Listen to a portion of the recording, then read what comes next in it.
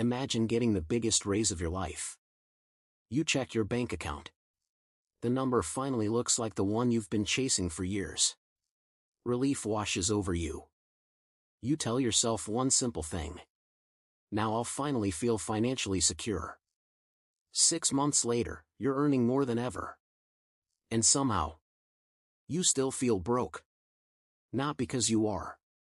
Because something quietly changed. Your apartment became a little nicer. Your phone became a little newer.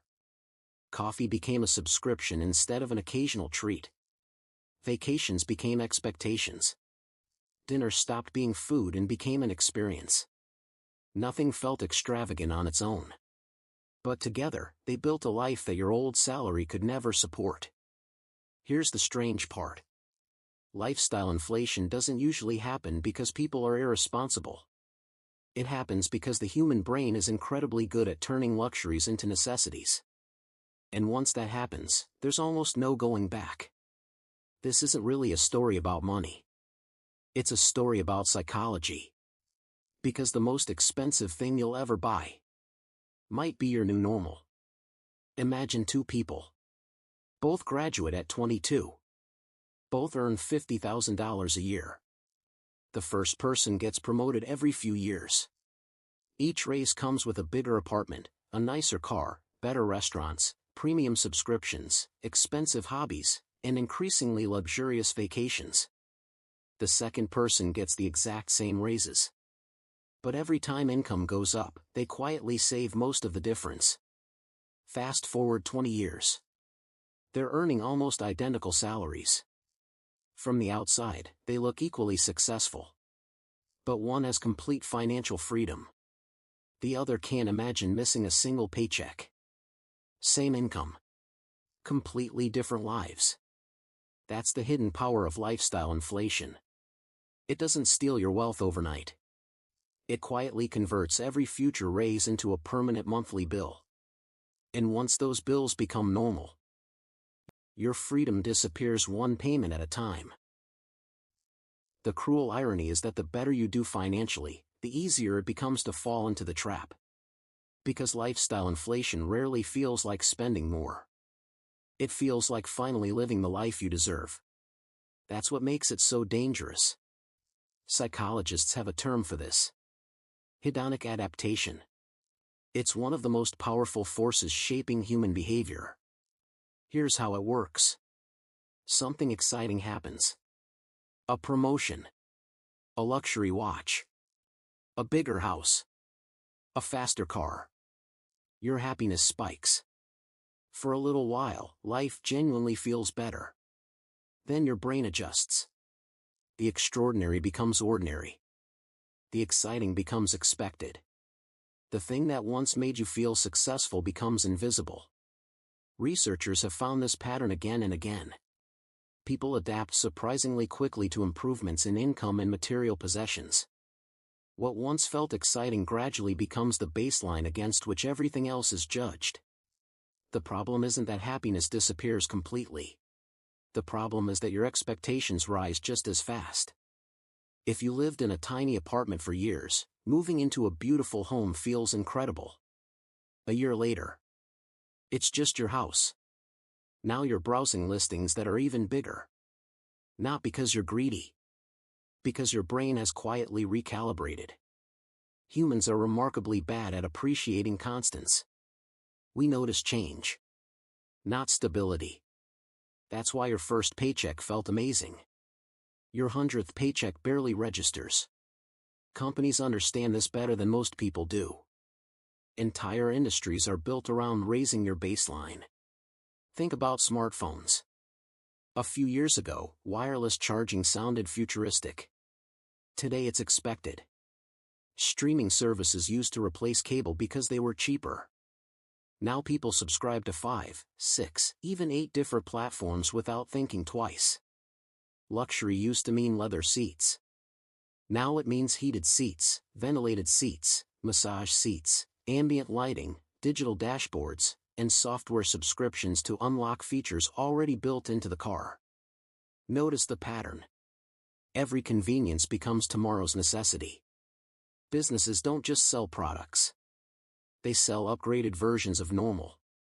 And they're incredibly good at it. Because the more your standards rise, the more dependent you become on spending. But lifestyle inflation isn't driven only by advertising. It's driven by something much older. Comparison. Imagine earning $100,000 a year in a town where everyone else earns $40,000. Now imagine earning $200,000 in a neighborhood where everyone earns $500,000. In which situation do you feel richer? Objectively, the second person has twice the income. Subjectively, many people feel poorer. Because humans rarely evaluate wealth in absolute terms.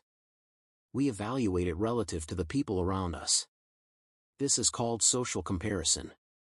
And social media has turned it into a 24-hour competition.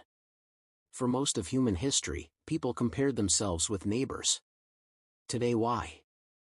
You're comparing yourself with celebrities, entrepreneurs, athletes, influencers, and strangers whose highlight reels are carefully edited to look effortless. Someone buys a luxury apartment. Someone else flies business class. Someone announces retirement at 35. Someone starts driving the newest electric SUV. You don't consciously decide to compete. Your brain simply updates its definition of what's normal.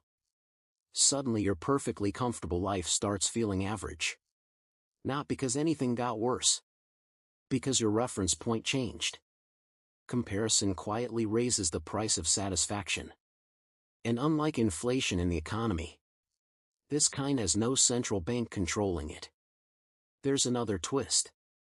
Lifestyle inflation often hides behind things that sound responsible. A safer car. A better school district.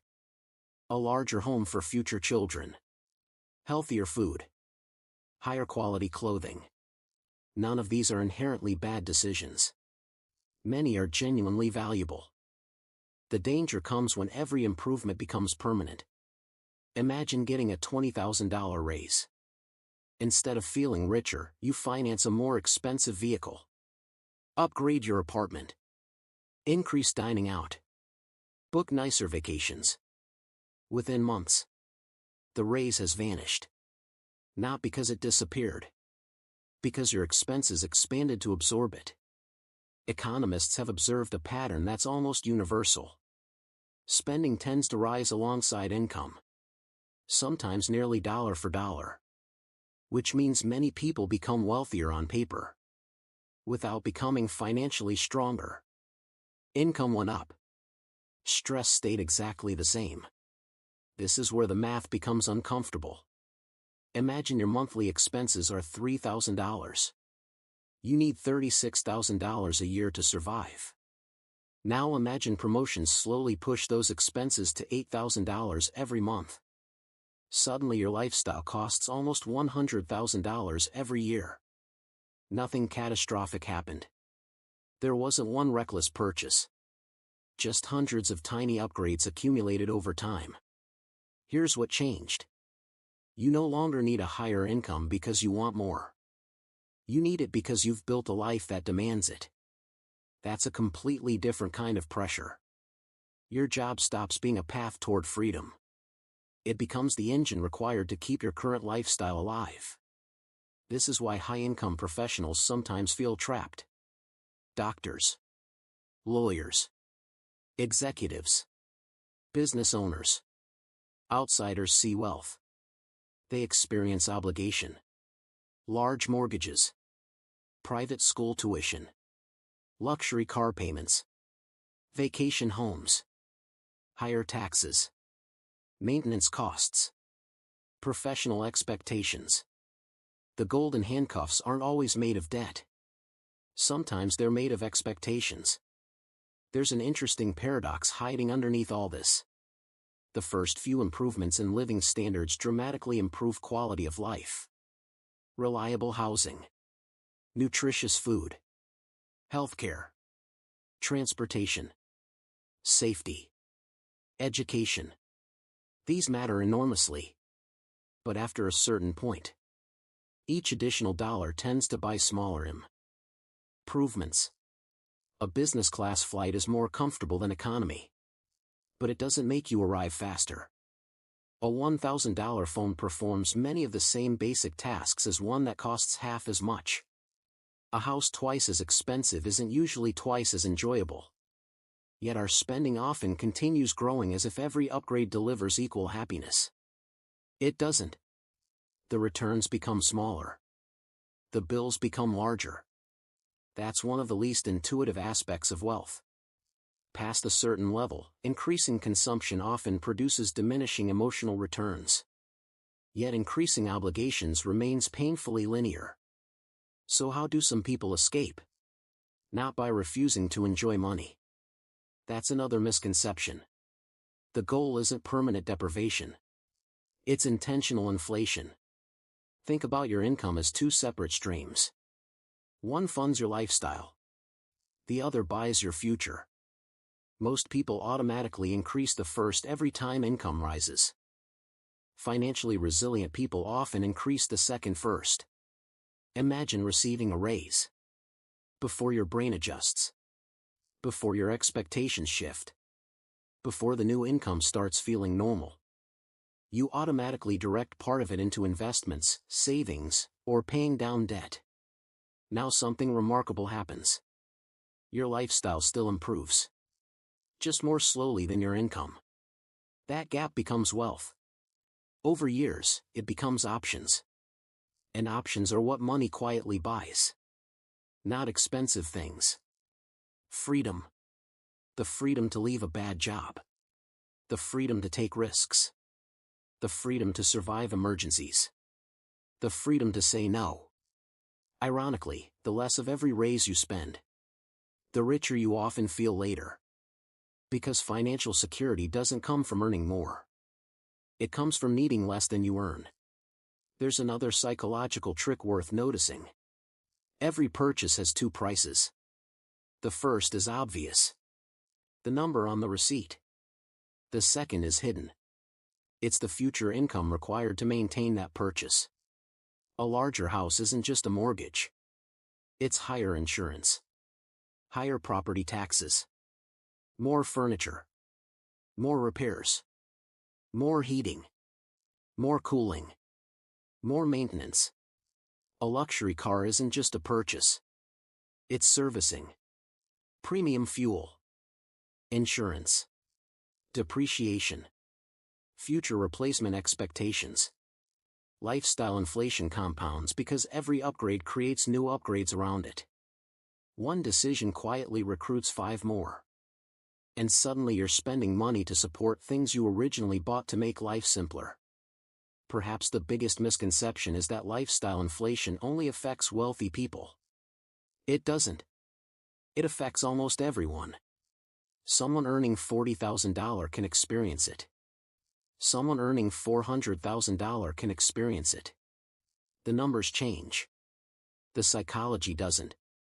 The finish line simply keeps moving. That's why surveys often find that people across different income levels believe they need just a little more to feel financially comfortable. Not double. Not 10 times more. Just enough to reach the next version of normal. And once they arrive, normal moves again. It's a treadmill with excellent marketing. Maybe that's the real lesson. Money changes your circumstances far faster than it changes your mind. Your salary can double. Your expectations can quietly double with it. Your house can become bigger. Your calendar can become busier. Your possessions can multiply. And somehow, the feeling of not enough survives the entire journey. Because lifestyle inflation isn't really about consumption. It's about adaptation. The human mind is extraordinary at turning miracles into routines.